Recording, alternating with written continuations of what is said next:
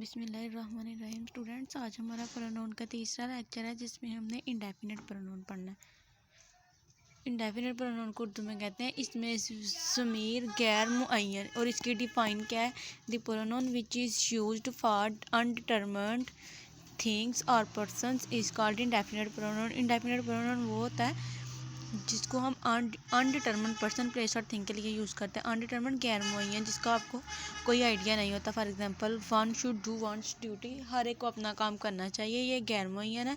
ठीक है, अनडिटर्मिन्ड पर्सन है, आपको नहीं पता कि वो कौन है, आप जनरली बात कर रहे हैं, हर एक को अपना काम करना चाहिए। None of them could solve this sum, कोई भी जो इस सम को ना वो सॉल्व ना कर सका, इसका मतलब ये जो नन है ये आप एनीबॉडी के लिए यूज़ कर रहे हैं, कोई भी बहुत सारे लोगों में से कोई भी जो काम ना कर सके। ठीक है, इसके अलावा there is some milk in glass,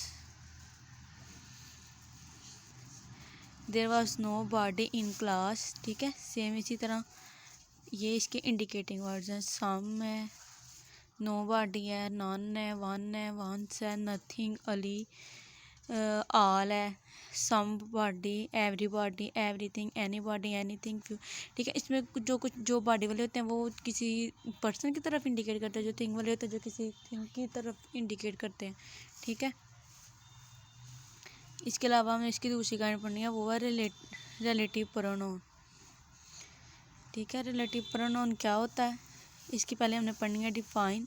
relative pronoun is a word that works as a, इसे हम उर्दू में कहते हैं इसमें मौसूल। ठीक है, a relative pronoun is a word, एक रिलेटिव प्रोनाउन एक लफ्ज़ है, that works as a connect, ये कनेक्ट के तौर पे इस्तेमाल होता है एक सेंटेंस में, यानी कि दो सेंटेंस हैं उनके दरमियान में ये राब्ते का काम करता है। ठीक है, उनकी इन्फॉर्मेशन को कंप्लीट करता है। For example, this is the book, ये वो किताब है, that I bought from Lahore, जो मैंने लाहौर से खरीदी थी। इसमें जो डैट है ये इन दोनों सेंटेंसेस को आपस में कोऑर्डिनेट कर रहे हैं, इनको कनेक्ट कर रहा है।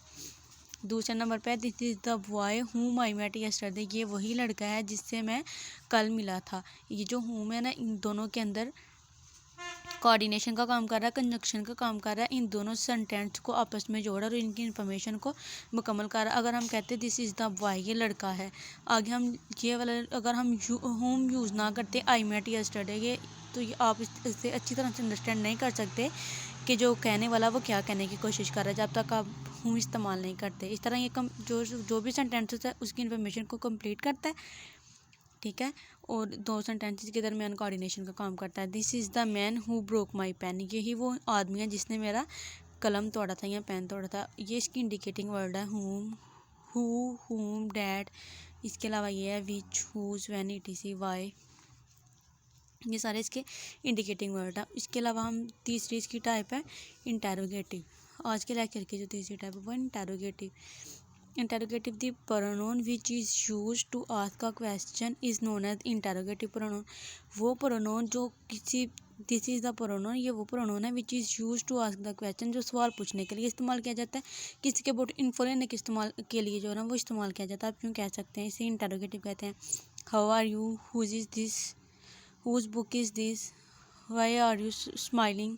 ठीक है, ये वाले जो है ना ये सारे इंटेरोगेटिव प्रोनाउन के वर्ड्स हैं जिसको आप इंफॉर्मेशन लेने के लिए यूज़ करते हो, किसी से कोई क्वेश्चन पूछने के लिए इस्तेमाल करते हो। सारी बात है, क्वेश्चन पूछ से किसी की इन्फॉर्मेशन ली जाती है।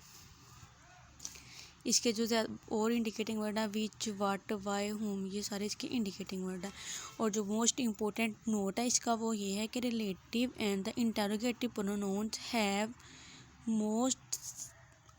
ऑलमोस्ट, हाँ ठीक है, इसमें जो रिलेटिव प्रोनाउन है और इंटेरोगेटिव प्रोनाउन है, इन दोनों के जो प्रोनाउंस हैं ना वो सेम होते हैं, लेकिन इनका यूज़ डिफरेंट होता है। यानी कि जो आप रिलेटिव प्रोनाउन में इस्तेमाल करते हो वो आप सेंटर में इस्तेमाल करते हो, जो दो सेंटेंस हैं उनको कनेक्ट करने के लिए, उनमें कोऑर्डिनेशन के लिए यूज़ करते हो। ठीक है, कोऑर्डिनेशन के लिए आप रिलेटिव प्रोनाउन यूज़ करते हो। ठीक है, लेकिन जो इंटेरोगेटिव प्रोनाउन है उसमें आप वही वर्ड को किसी से सवाल पूछने के लिए इस्तेमाल करते हैं या किसी के अबाउट इन्फो लेने के लिए। For example, he is the man who, इधर के कंजक्शन के तौर पे इस्तेमाल हुआ है, यानी कि दोनों सेंटेंस को कोऑर्डिनेट कर रहा है। ब्रोक माई स्लेट, जिसने मेरी स्लेट तोड़ी थी। ठीक है, और इसी को आप क्वेश्चन के तौर पर यूँ यूज़ करते हो, हु ब्रोक योर स्लेट, किसने तुम्हारी स्लेट तोड़ी है, यानी कि यहाँ इसने दो सेंटेंस को आपस में कोऑर्डिनेट किया, कोऑर्डिनेशन का काम किया। यहाँ पे इसने सवाल पूछने के लिए इस्तेमाल हुआ। इसी तरह आप बाकी जो प्रोनाउन है उन्हें भी देख सकते हैं। फॉर एग्जांपल हम पीछे से एक एग्जांपल ले लेते हैं रिलेटिव प्रोनाउन से और इंटरोगेटिव से, ठीक है। हुज है ना, इधर हुज है ना, इसे हम यूँ भी यूज़ कर सकते हैं।